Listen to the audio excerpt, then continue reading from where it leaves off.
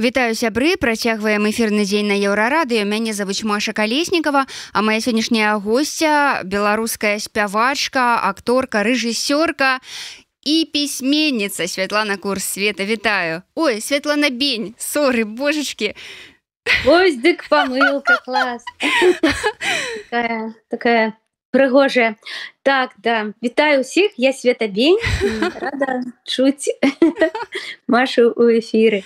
Я цябе таксама рада чуць. Мы сёння будзем размаўляць пра прыгожую кніжку, якая выходзіць у выдавецтве «Мяне няма» неўзабаве, якую напісала ты ў суаўтарстве з мастачкай Лінай Хессе. Я так правильно ўсё кажу, правильно? Так, так. І гэтая кніжка «Беспрацоўнае дрэва», яна заснаваная на спектаклі. Таму што тэатр «Картонка», твой тэатр, ён ужо гэты спектакль паказваў. Так, все правильно сказано. Я так разумею, што я ўжо паглядзела кніжку, пачытала водгукі на спектакль, таму што я на ім не была, але я так разумею, што гэты спектакль, ён пра нас і пра цябе, і пра вось гэты вось час складаны. Можна сказаць так, але мне падаецца, што ён увогуле пра любы час і пра ўсіх людзей. Там ёсць кожнаму убачыць нешта пра сябе. Увогуле гэта гісторыя пісалася як такая... Мы хацелі прыдумаць такі спектакль, які дасць нейкую надзею, які нас падтрымае. І гэта ўсё рабілася летам 22-го года. Мы хацелі зрабіць гісторыю пра нешта такое, што дасць нам нейкія сілы перажыць усё гэта, нейкую такую апору, некае апірышча. Да. І мы падумалі, што гэта павінна быць гісторыя пра дрэва. І пачалі прыдумляць розныя абсурдныя, весёлыя гісторыі, якія могуць адбыцца з дрэвам. Напрыклад, што дрэва можа захраснуць у ліфце, альбо пра тое, як дрэва пасябруе з хлопчыкам, ці яшчэ што-небудзь такое, што увогуле у жыцці дрэў не адбываецца. Мы падбіралі такія весёлыя гісторыі, міксавалі іх і зусім не разумеем, якім чынам гэта атрымалася гісторыя ў рэшце рэшт. Напрыканцы гісторыя пра тое, як дрэва пайшло са свайго парку, дзе быў вельмі непрыемны дырэктар, які ставіў яму такія непрыгожыя умовы, якія дрэву не падабаліся. І цалкам гэта атрымалася не такая мігранцкая гісторыя, гісторыя чалавека, метафора чалавека, які пакідае насіжанае, такое добрае, любімае месца, знаёмае, дзе ён даволі бесклапотна і бяспечна жыў да гэтага часу, быў усім задаволены, але вось з сваіх маральна-этычных прынцыпаў быў вымушаны пакінуць гэтае месца. І мы зусім нават не уяўлялі, наколькі гэта будзе падобна на нас саміх і на тое, што адбываецца навокал з вялікай колькасцю людзей. Але гісторыя першапачаткова была ўвогуле проста для таго, каб такі трошку пластыр такі наклеіць на нашы рамкі. Пра дрэва, пра нешта светлае. І бабах, адразу нейкі злы дырэктар у парку ўсплыў. Нікуды не дзенешся ад сітуацыі, які пражываеш. А пра эміграцыю з дапамогай казкі лягчэй гаварыць, як ты лічыш? Я не ведаю, мне ўвогуле падаецца, што ўсё так абсурдна і дзіка, што зараз можна размаўляць з навакольным светам толькі пры дапамозе альбо дакументальнага нейкага матэрыялу, а дакументальнага сведчання, альбо пры дапамозе казкі, альбо такой містычнай, некай такой фантастычнай, містычнай рэчаіснасці. Гэта ж казка і для дарослых, і для дзяцей, праўда? Ну, я пісала яе для сябе. А потым все-таки кажуць, ну гэта ж для дзяцей. Ну што рабіць? І спектакль рабіла адразу для сябе і сваіх сяброў, а потым высветлілася, што ён для дзяцей. Ну так заўсёды з тым, што я раблю. А як ты са сваімі дзецьмі гаварыла пра эміграцыю? Ці гаворыш? Думаю, што не асабліва. Думаю, што ім балюча і непрыемна тое, што яны жывуць не дома, і яны цяжка гэта перажываюць. А таму тут нічога і не скажаш. А як ты сама адаптавалася да новага жыцця у Берліне, у такім самым эміграцкім горадзе свету, ну, адным з іх? Я працягваю, мабыць, нейкае турнэ, нейкую такую творчую экспедыцыю альбо творчую камандзіроўку. Я аглядаю ўсё навокал з такой цікаўнасцю даследчыка. Мне проста вельмі цікава. Што табе дае Берлін як творцу? Да ўсё, што заўгодна. Тут так шмат усяго і цікавых месцаў, цікавых людзей, цікавых падзей, натхняючых, цудоўных. Тут сама ўся гісторыя ў кожным куточку. Гэта такі стары, такі прыгожы горад, такі дзіўны. І ўсё, што хочаш, тут можна знайсці, можна ўзяць для сябе, для свайго досведу, для свайго развіцця, для пошукаў. Тут шмат чым можна інспірировацца, натхніцца, але, канешне ж, я вельмі сумую па сваіх мясцінах і думаю, што такога натхнення і такой эмоцыі, як роднае месца не дае ніхто, нідзе, нішто. Але, такі зараз умовы, і трэба даследаваць тое месца, дзе я зараз знаходжуся. Тут, дарэчы, пішуць у каментарах, што у цябе цікавы голас з ружовым юнацтвам. Света, голас з ружовым юнацтвам. О, якое прыгожае параўнанне. Дзякуй вялікі. Давай ты раскажаш нам пра Аліну Хессе. Спачатку вы намалявалі гэты самы спектакль, то бок дэкарацыі, а потым ужо з'явілася кніжка па матывах, я так разумею. Так, Ліна Хессе — это моя такая сяброўка, з якой мы сябруем шмат гадоў. Упершыню мы пазнаёміліся, калі былі ў Берліне у Мюнхене на фестывалі, такім мастацкім, тэатральным, юнацкім фестывалі «Юла». І мы паказвалі там спектакль «Цуд святога Антонія» па Метерлінку і вельмі пасябравалі. З таго часу прайшло ўжо год 15. Мы такія добрыя сяброўкі і шмат што робім разам. Мы разам рабілі спектакль «Хатнія монстры», таксама прыдумлялі гісторыю, рабілі. Выкладаем у такой так званай тэатральнай акадэміі. Гэта такі летні лагер для людзей, якія датычацца тэатра, прафесійныя акцёры і рэжысёры, маладыя людзі, альбо тыя, хто толькі марыць аб гэтым. Для іх робяцца такія варкштаты у цудоўных месцах недалёка ад Мюнхена, і мы там колькі год уже выкладаем разам з Лінай, вядзем візуальны тэатр, такой курс маленькі, лабараторыю. Вось, і мы заўсёды штосьці выдумляем, майструем. Яна выдатная мастачка, дызайнер і мастачка кніг. І вось гэта яе такая першая сама тоўстая кніжка. Перад гэтым я рабіла кніжку вершаў сваіх, якая была выдадзена ў Тель-Авіве у выдавецтве «Бабель-бук».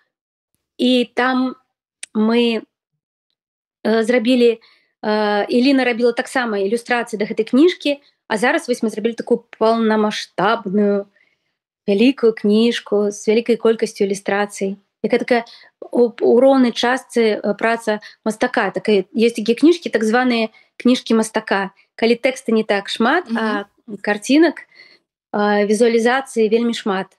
І за гэтым стаіць такая асоба мастака, ён такі паўнавартасны сутворца, сааўтар. І вось зараз такая менавіта гісторыя. А давай мы зараз пакажам ілюстрацыі нашым гледачам, калі ласка.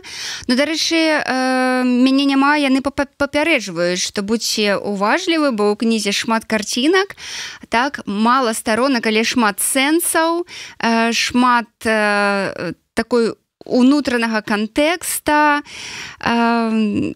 Я так разумею, што спектакль увесь цалкам не атрымалася ўціснуць у кнігу, так? Засталося самае галоўнае? Не, якраз на увесь спектакль змясціўся ў кнігу, тэкст спектакля якраз, але ўсё ж такі, канешне, засталося па-за тэкстам нейкія выразныя моманты, нейкія жартоўныя, абсурдныя сітуацыі, якія нараджаюцца толькі калі граеш спектакль. Таму калі вы можа так атрымаецца набудзеце гэту кніжку ці убачыце яе, гэта не здымае з вас адказнасці, абавязкова схадзіць і на спектакль таксама. Калі, дарэчы, будзе спектакль у Варшаве? Ну, мы спадзяемся, што гэтую весну атрымаецца паставіць нейкі спектакль, ну калі не, то будзе восенню, думаю, так. Я хацела вельмі расказаць, што выдавецтва мяне няма. Вельмі цікавае выдавецтва маё, адно з самых любімых беларускіх, і мне ўсе кніжкі ёсць, якія яны выдаюць. Вось маю палічку бачу, адсюль усе яны стаяць і глядзяць на мяне. Яны і падабаецца вельмі іх такі класны падыход, быццам, ну, яны робяць чытача сваім, як гэта сказаць, ну, са сваім партнёрам па бізнесу. То бок наклад кніг выходзіць толькі тады, калі перад замоў атрымоўваецца пэўная колькасць. Большая частка тыражу павінна быць ужо перадзамоўлена, тады і тираж друкуецца. Мне падаецца, гэта вельмі такая цудоўная ідэя. Яна расказвае нам аб тым, што показывае нам нашу тое, што мы далучаемся, робімся сутворцамі разам з выдавецтвам. Ад нас залежыць увогуле, выйдзе гэта кніжка альбо не. Можа так здарыцца, што ніхто не зацікавіцца ёй і кніжку немагчыма будзе надрукаваць. Ну, можа быць і такая сітуацыя. Вось таму я думаю, што я заклікаю ўсіх падтрымаць выдавецтва і нас і замаўляць кніжкі, таму што тыраж заўсёды не вельмі вялікі. І мне падаецца, што гэта такая добрая кніжка для дзяцей, для дарослых і для пенсіянераў. Так, сябры, у нас пад плеерам ёсць спасылка на тое, на замову ўласна, таму калі ласка націскайце, замаўляйце.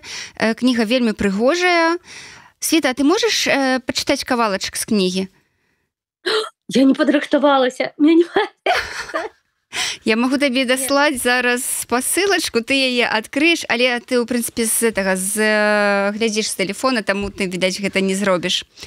Я думаю, што ўсе, хто убачыць гэтую рэкламу кніжкі, там, дзе выдавецтва рэкламуе, на сайце там ёсць даволі вялікія кавалкі тэксту, можна скласці пэўнае ўражанне аб яго стылю, аб мове, якой ён напісаны, аб тым вобразе, які несе ў сябе. Таму там все яскрава бачна.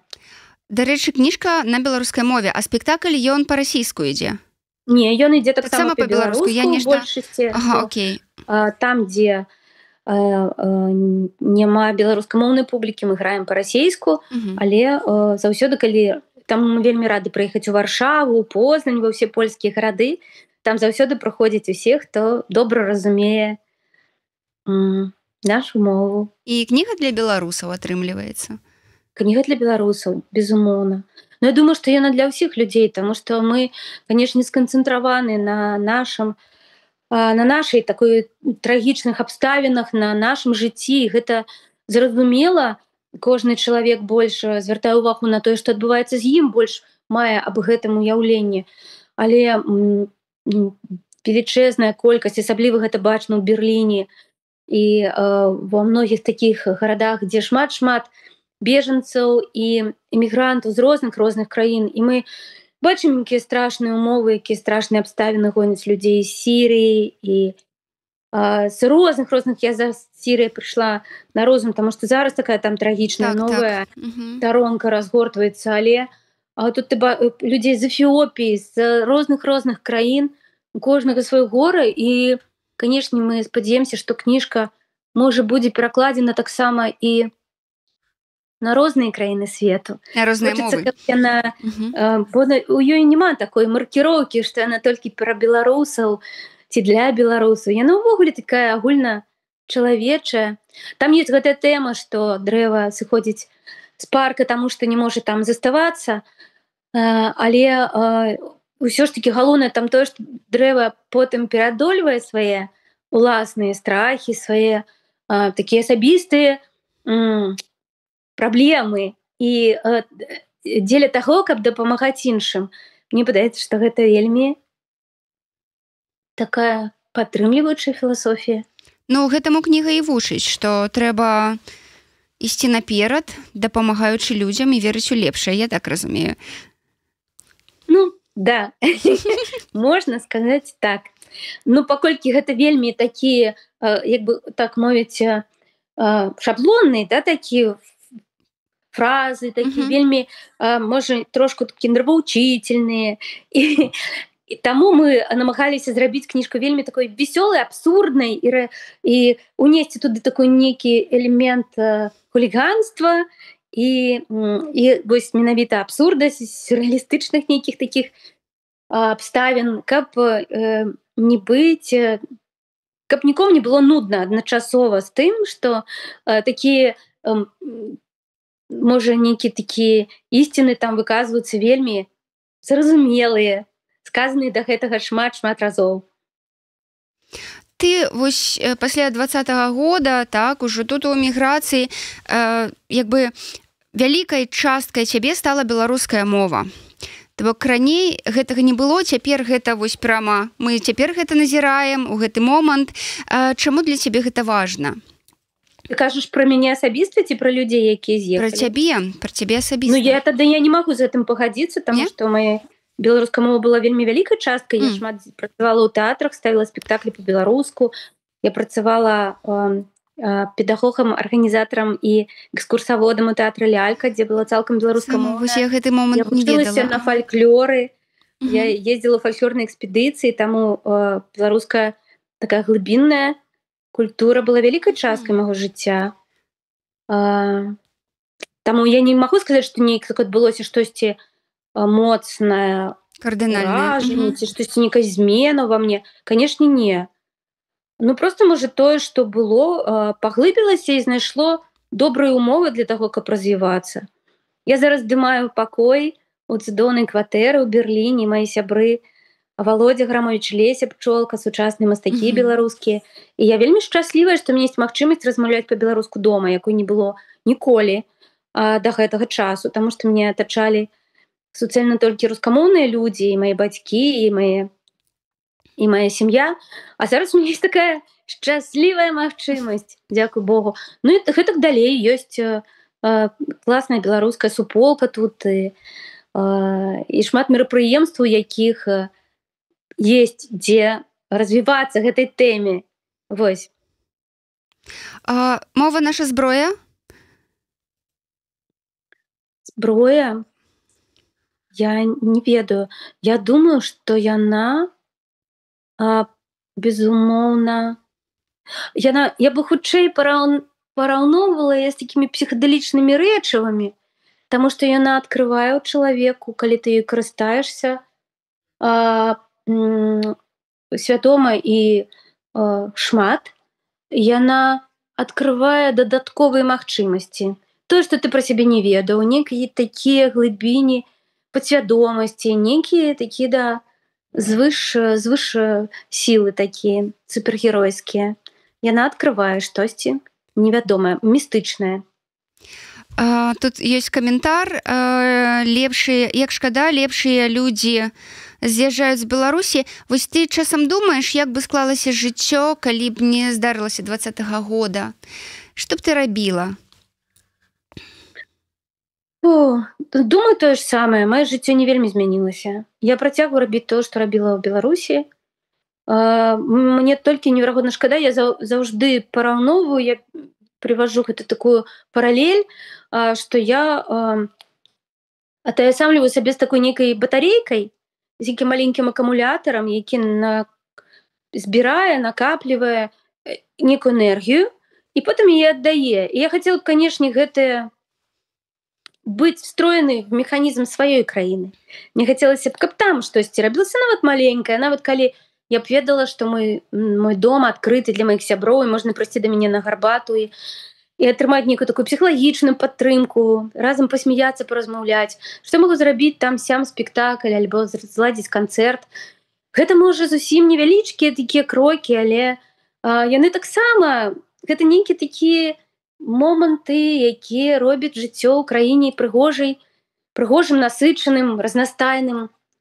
Разнастайнасць відаў, да, як біялогіі. Трэба, каб былі розныя ўсе. І вось кагосьці няма, канешне же, гэта адчуваецца, я так думаю. Вось там. І ну гэта вельмі балючая тэма. Мне вельмі хацелася б быць дома, вельмі больш за ўсё. Але ёсць абставіны, якія мы не можам змяніць так хутка і нейкім такім памкненнем сваім. Таму я просто буду аб гэтым марыць, спадзявацца і пакуль вучыцца тут ёсць шмат чаму павучыцца, каб потым гэта магло быць карысным і ў Беларусі.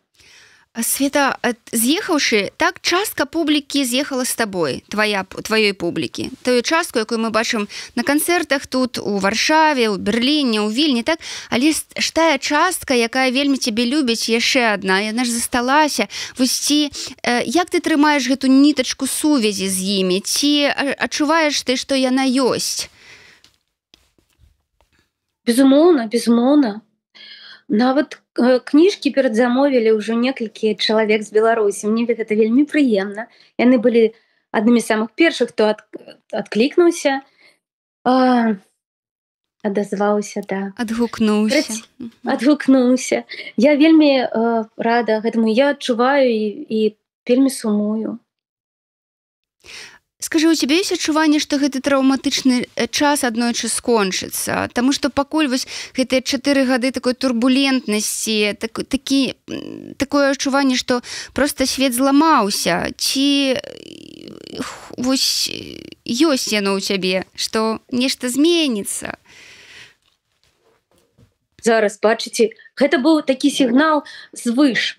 Таму што зараз мне пачалі свярліць сцяну. У Берліне гэта нармальна, так же сама, як і ў Варшаве і ў Беларусі. Дык вось, я думаю, што гэта такі сігнал ад Бога, што ўсё будзе добра. Ну,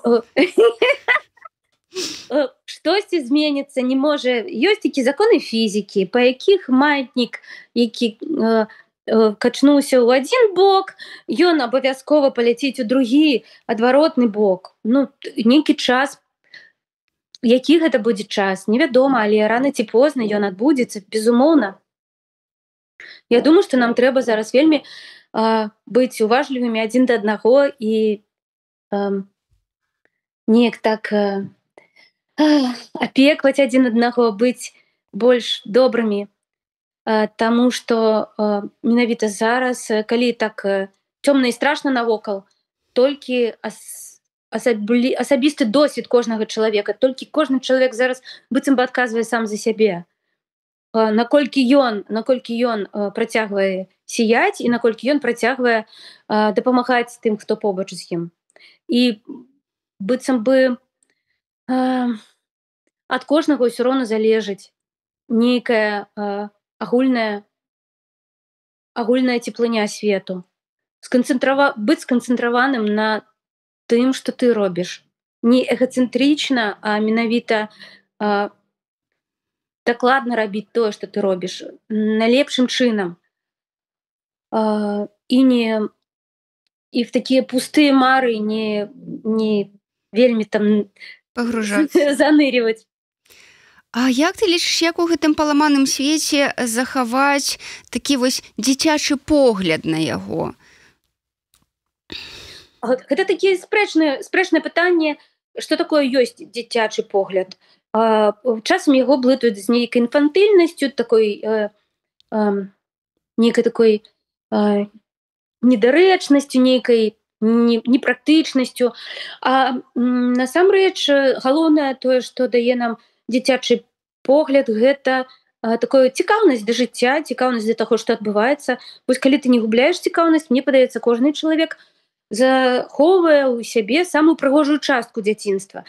Тое, што хацелася б захаваць, а не там нейкую такую разявістасць ці залішнюю даверлівасць ці некае такое, ну да, адсутнасць досведу усялякага. Трэба, каб гэта ўсё было, але трэба, каб была цікаўнасць.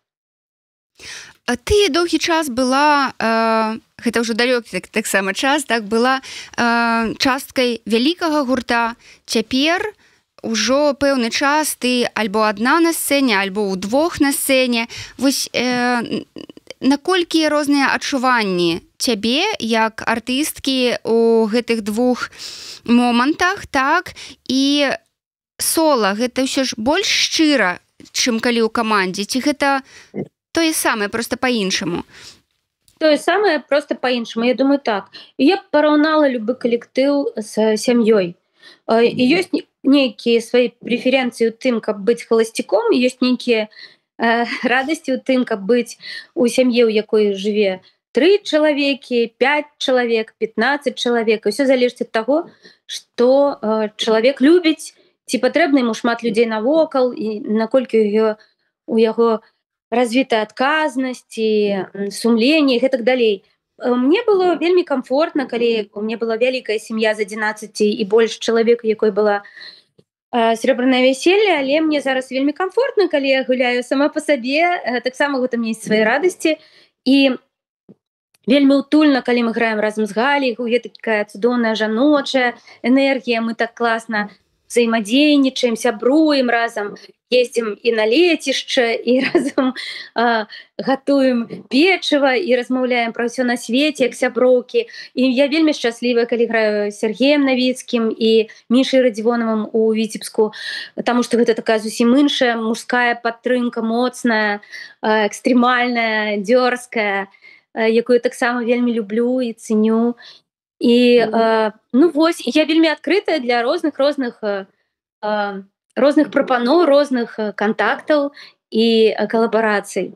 Мне падабаецца быць самастойнай адзінкай, якая працуе ў розных калабарацыях. Гэта трошку такая іншая адказнасць, гэта быццам бы проста, ну, сустракацца па вялікаму каханню і потым разыходзіцца, калі штосьці пайшло не так, а калі ты жа вялікая сям'я, сядзіш уже і сядзі. Вось. Таму пакуль я так. Света, давай яшчэ раз раскажам, як можна замовіць кніжку, і будзем развітвацца паціху. На сайце выдавецтва мяне няма, а таксама на іх старонках у соцсетках. Мяне няма, цудоўнае выдавецтва, кніжка пад назвай «Беспрацоўнае дрэва», якую напісалі Света Бень і Ліна Хесе. Віцебск, Берлін, сустракайце, замаўляйце, пакуль яны не скончыліся. Вось што. Ну і Света выступіць у Варшаве 29 сакавіка. Да. Таму таксама ідзіце ў клуб «Хмуры», і там будзе класны сольнік. Да, і буду прэзентаваць сваю кніжку вершаў таксама. О! Якая не так даўно выйшла. Мы пра гэта не пагаварылі. Гэта не так істотна. Мне падаецца, беспрацоўнае дрэва зараз толькі выходзіць у жыццё, яму трэба падтрымка. Да. Дзякуй табе вялікі. Маша, дзякуй. Усім усяго самага найлепшага. Пакуль. Я нагадаю, сябры, што акторка, спявачка, рэжысёрка, пісьменніца Святлана Бень сёння была нашай госцяй. Я развітваюся і з гледачамі ютуб-канала Еўрарадыё, а таксама з гледачамі Беларусь Тумораў. Заставайцеся з намі. Усяго добрага. Пакуль. Пакуль.